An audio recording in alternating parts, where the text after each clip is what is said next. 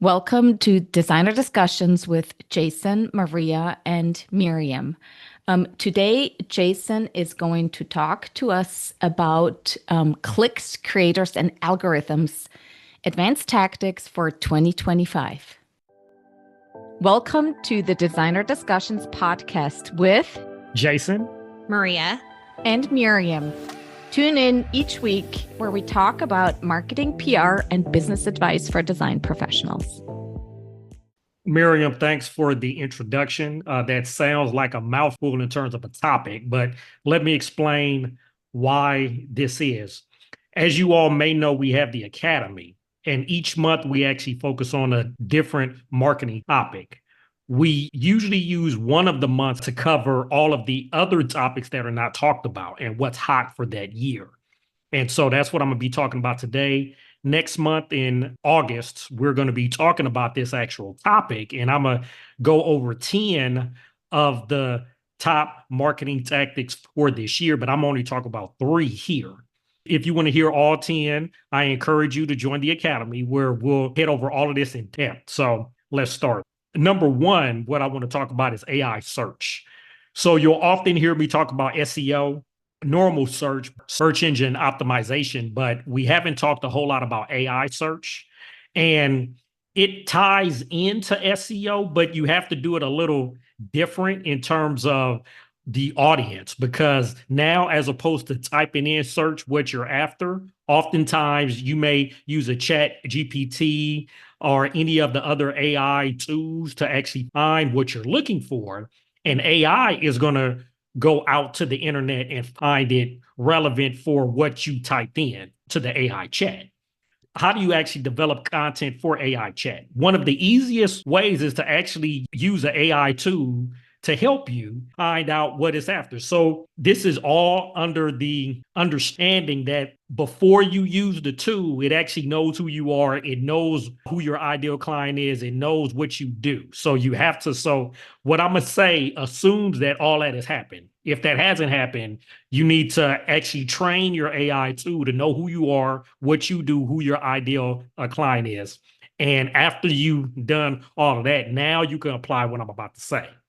So once you have all of that in place, now you can ask AI, based on what I do, on what our company does, what are some typical questions that homeowners may ask to find me?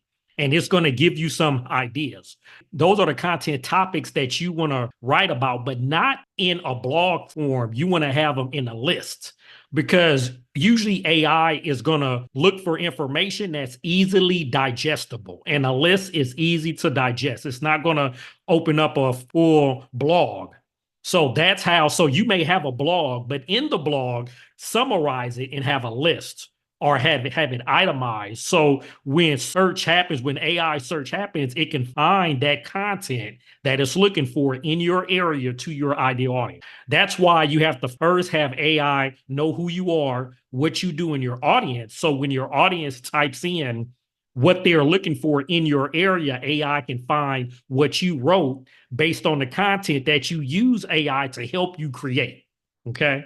Most SEO companies, they do that in tandem, the AI search in tandem with the SEO tactics that they do. If they don't, you need to question why. And that's one of the questions you need to ask your SEO firm if you are working with one. Are you also optimizing for AI search? Okay, so that's number 1. Number 2, what we're going to talk about is influencer marketing. Now, when I say that, I know all of you are going to think, oh, this is all talking about we need to have a hot designer or we need to have known celebrity or any of that. No, this is not talking about this. This is talking about more so micro influencers. What we've found and what has happened over the years is that micro influencers actually have more of an impact on your business when they're local to you and your audience. So for instance, one of the manufacturers that you work with, like a Cambria or, a Kohler or any of those, because they already have an influencer nationally, but then oftentimes a lot of the homeowners that you want to work with know those brands. And if you're actually working with those brands, if you actually share content or if you share what they do and you ask them to share what you do, oftentimes their sharing of your information will get in front of your ideal client because they trust those brands because they've already spent millions building up their brand name.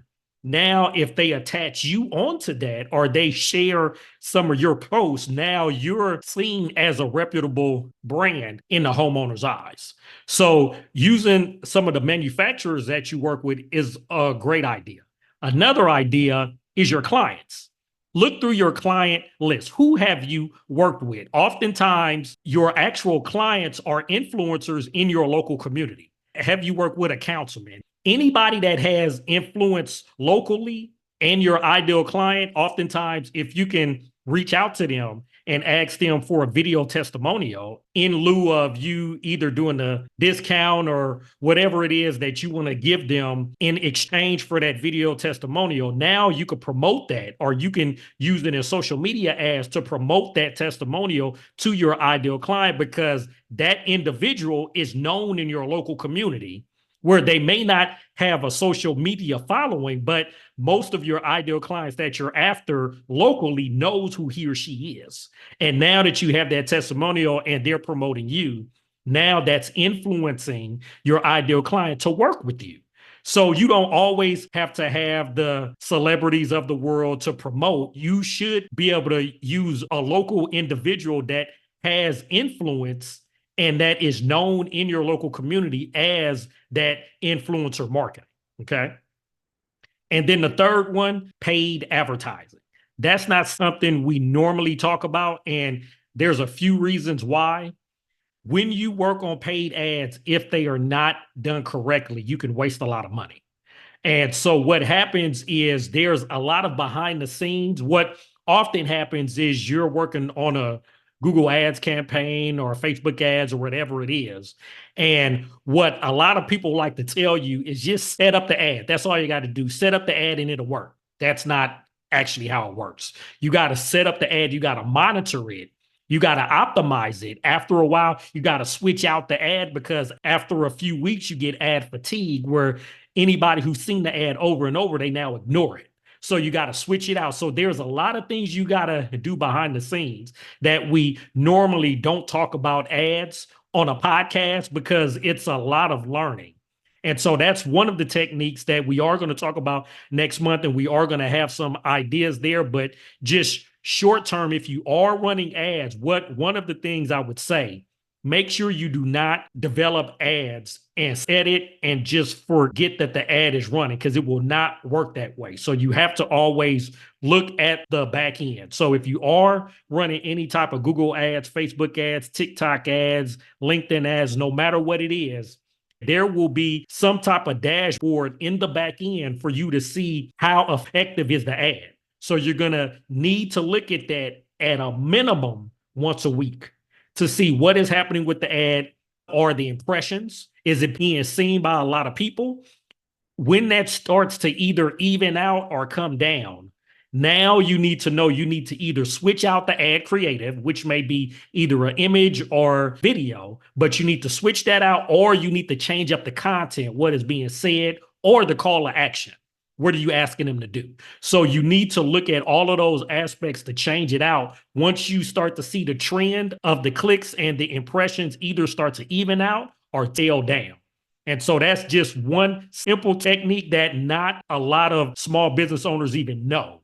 But it's something that you have to look at because if not, you will waste a lot of money. Those are just some of the tactics that I want to talk about today. And like I said, this is a topic we are going to talk about in the academy in the month of August. So make sure if you're interested in anything I had talked about today, and like I said, I only talked about 3 of the 10 that I'm going to talk about, and we're going to go over this in depth, show you how to optimize everything. Make sure to click on the link in the show notes, which will give you access to the academy so you can learn what we're talking about. So that's what I want to talk about today, and we look forward to hearing from you in 2 weeks on Design Discussions. Did you know that your client learns 80% of what they will know about you before they ever contact you? Now imagine when your potential client searches for the perfect kitchen remodel. Will they find you or your competition? We can help you make sure it's you.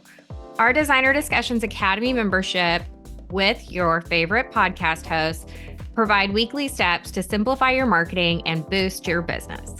Sign up at designerdiscussions.com or follow the link in the show notes. We hope you've enjoyed this episode of Designer Discussions and all of the helpful information. Subscribe to our podcast, leave us a review, and share it with your friends. We look forward to having you back next week. For more information on the podcast and the marketing studio, visit designerdiscussions.com and follow us on social media.